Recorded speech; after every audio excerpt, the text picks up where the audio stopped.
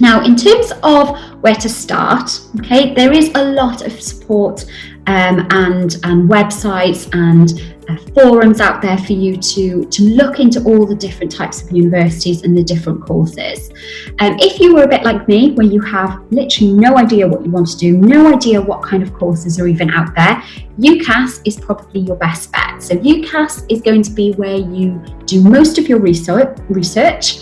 It's also going to be where you put in your application, and it's also going to be where you track your application as well. So this is how the universities will contact you once they've made a decision on your application. Once they've read your personal statement, they will contact you via the UCAS website. Now, as well as UCAS, please use as many online resources as possible when you are starting to make those decisions. So things like which university, Unistats, where they will compare the different university courses, and it will take into consideration student feedback, actual student feedback, who are currently at the university. Things like league tables can be quite useful to look at as well, especially if you're looking at specific kind of courses. University social medias, I know here at Cardiff Met we have some great channels on our social media where you can see quite a lot of the different types of things that the universities are getting involved in, certainly through Instagram and Instagram stories. So I encourage you, if you're looking at a specific university, to make sure you're having a little look on their social media pages. Things like the university websites themselves, what I used to do was use UCAS website as my starting point, and then as soon as I found a subject that I was quite interested in, make sure I went on that university website where you can look into it a lot more detail. So yeah, we encourage you to get online, to look at all the different types of resources and websites that are available to help you make the best possible decision when you're applying to university. So in terms of the actual application process, so we encourage students to start it now, to start it earlier, so that they can get all the research done, they can start thinking about their personal statements, ready for the different kinds of deadlines that come up in the next term. So the first deadline is the 15th of October. Now this deadline is usually for Oxbridge candidates for medicine, dentistry and veterinary science. Now the second deadline is around the 15th of January. Now this is the deadline for all other courses that students are looking to apply for. Now it is worth noting that colleges do tend to have their own internal deadlines, which we encourage you to stick with. And that means the colleges and your personal tutors can look through your applications to make sure that it's right, and they can send it off to you, for you to UCAS, to your universities you've chosen. So those sort of internal deadline dates are really, really important. Now, once you've sent off your application, you can start to hear back from the universities. Some universities are a little bit quicker in responding. Some universities are a little bit slower. They actually have until the 31st of March to make their decisions on whether they would like to give you something called a conditional offer, which is where they've read your personal statement, they've looked at your application, and as long as you get those grades that you were predicted come results day, you have that place.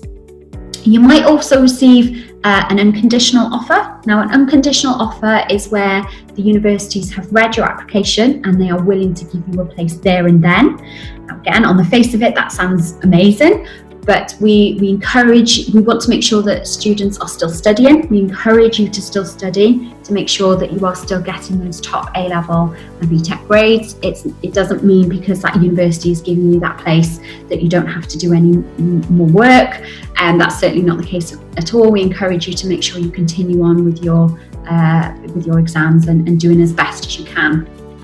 Now, some people do receive an unsuccessful offer, but when you're looking at university and applying, you can actually make 5 choices. Okay, so you don't just have to apply to one university, you have 5 different choices that you can use. And we encourage you to use all 5 so that if one is unsuccessful, you've still got somewhere else to choose and to hopefully attend.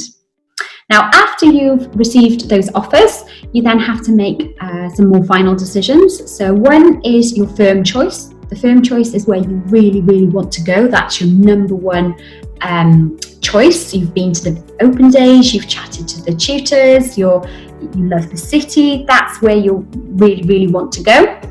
You've also then got something called your insurance choice. Now, your insurance choice is a backup, is a safety net. So perhaps if things do go a little bit wrong, perhaps in your exams or in your coursework, you've still got somewhere to go in your insurance choice. So that's really, really important to note the difference.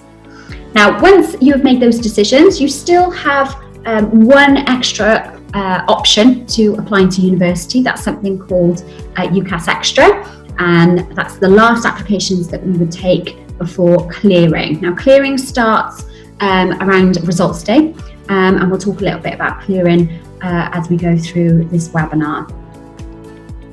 So, what type of courses are there even available? What kind of things can you study? So, when you go onto the UCAS website, again, like I said before, this is the chance you get to be quite specific. So if you've got a specific course that you're interested in, all you need to do is type it in onto the UCAS website, and it will bring a list of all the different types of courses that are associated with that subject. Now, you can also narrow the search or filter the results by location. So if you are perhaps thinking that you would like to stay quite close to home, you don't want to move too far away, you can actually filter it by postcode. So say, for example, you only want to go within 5 miles, you can put that into the UCAS website and it will bring up a radius, like you can see on screen now, that will show you the universities that are within that 5-mile radius. That's really, really handy, especially if you're not too keen on going too far away from home. You're able to filter all the results so that you get something a little bit more local. Now, once you've put in all of that, you've filtered your results, you know the type of course you want to do, it will then bring up a list of all the subjects that you might be able to study. So, for example, we've got environmental health and you've got a couple of options to choose from.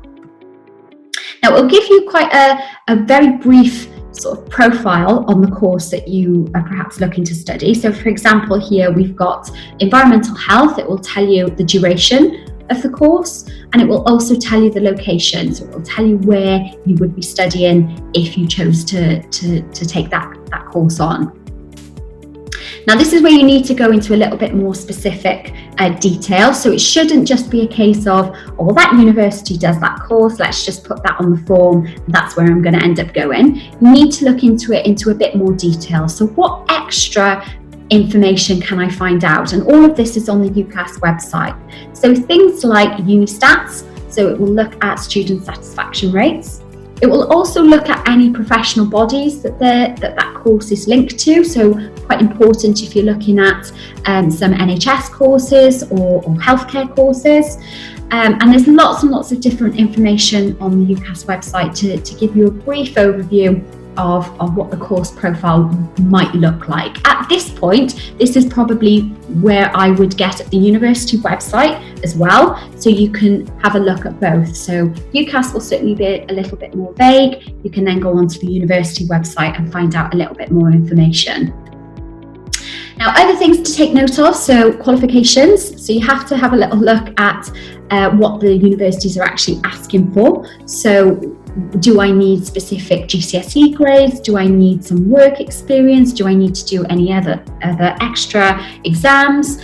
So this is where you'll find out all this information, as well as things like deadline, so what the deadline date is, and extra information on student finance as well. So it's really, really handy, certainly as a starting point, to head to the UCAS website, and it's really, really easy to use in terms of searching for courses. If you need any help with anything, the UCAS team are really, really good at getting back to you and sort of guiding you through this, because for a lot of students, this is very much their first point of call.